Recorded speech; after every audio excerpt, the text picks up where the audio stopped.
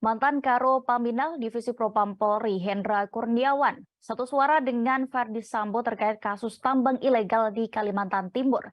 Ia mengakui ada dugaan keterlibatan Kabareskrim Polri Komjen Pol Agus Andrianto yang terseret dalam kasus tambang ilegal batubara oleh Aibtu Purnawirawan Ismail Bolong.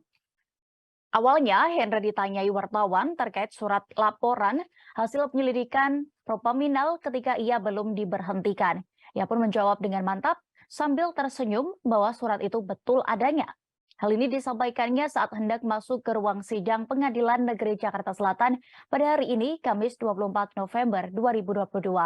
Hendra Kurniawan juga membenarkan dirinya sempat ikut memeriksa sejumlah oknum petinggi Polri yang disebut-sebut terlibat dalam kasus tambang ilegal tersebut.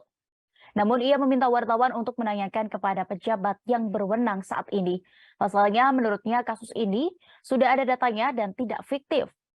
Selesai menjalani sidang obstruction of justice, Hendra pun kembali memberikan pengakuannya terkait kasus tambang ilegal di Kalimantan Timur.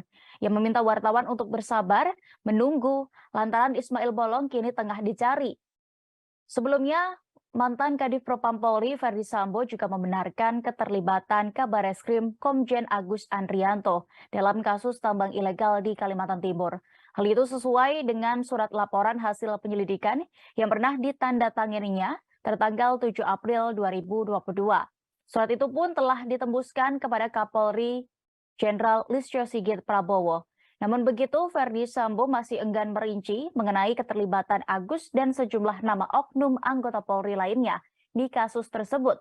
Dia meminta awak media bertanya kepada pejabat yang berwenang.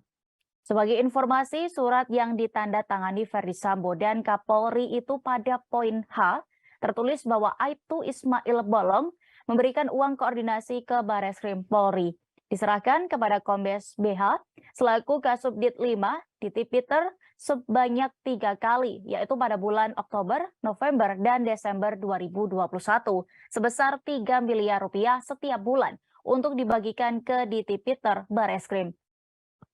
Selain itu, juga memberikan uang koordinasi kepada Komjen Agus Andrianto selaku Kabareskrim Polri secara langsung di ruang kerja Kabareskrim dalam bentuk dolar Amerika Serikat sebanyak 3 kali, yaitu pada bulan Oktober, November, dan Desember 2021 sebesar 2 miliar rupiah. Ismail Bolong pun pernah membuat video pengakuan terkait kasus ini. Namun tiba-tiba Ismail Bolong membuat pernyataan membantah melalui sebuah video selanjutnya. Dalam video keduanya itu, Ismail Bolong memberikan klarifikasi permohonan maaf kepada Kabareskrim Komjen Agus Andrianto atas berita yang beredar. Terima kasih sudah nonton. Jangan lupa like, subscribe, dan share ya.